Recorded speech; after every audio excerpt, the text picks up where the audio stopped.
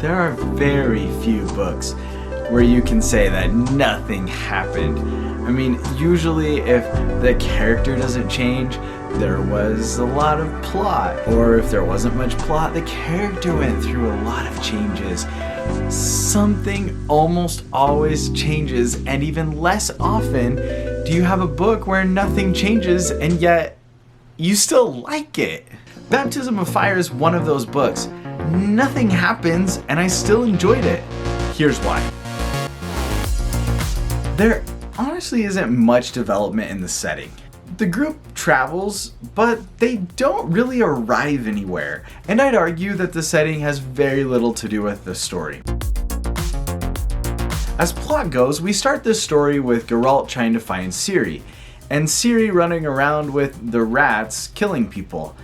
And where do we end the story? With Geralt trying to find Ciri, and Ciri running around with the rats killing people. The slight development that we get is that Geralt finds out that Ciri is not where he thought she was.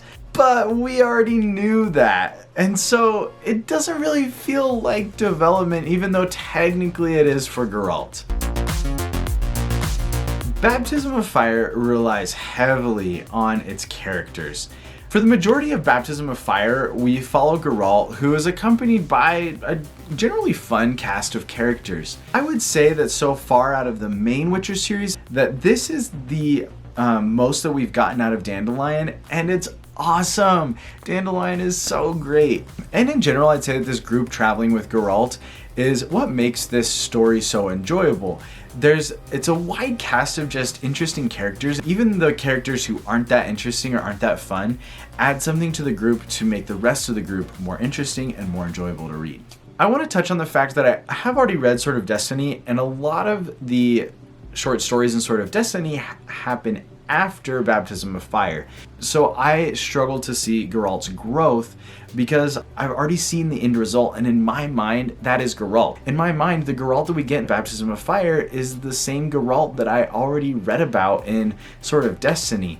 When in reality, if I hadn't read Sword of Destiny, maybe I would have seen Geralt growing from the beginning of Baptism of Fire to the end. My one character complaint is that every woman that interacts with Geralt is just madly in love with him for no reason. And maybe it's because he's a Witcher and they have some kind of like magic essence of love, but that hasn't been explained. And so at this point, I'm just a little bit like, oh my gosh, another girl is in love with him. Can somebody just be around him and not be in love with him? Some girl, I guess. I think I would even be okay with it if everybody fell in love with him, if there was some kind of like characterization before they fall in love. Like, I want to know who this character is before they just become madly in love with Geralt, because they don't have any other character growth besides that. We saw that with Triss. We're seeing that now with, I don't even remember her name. They're like, that's the problem, is that they all have the same story.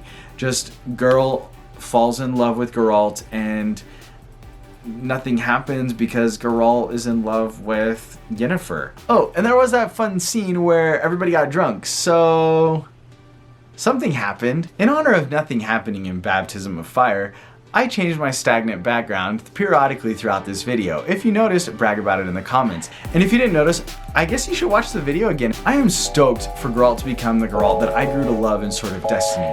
Click on this video to find out why I loved Sword of Destiny so much. And as always, thanks for joining my adventure.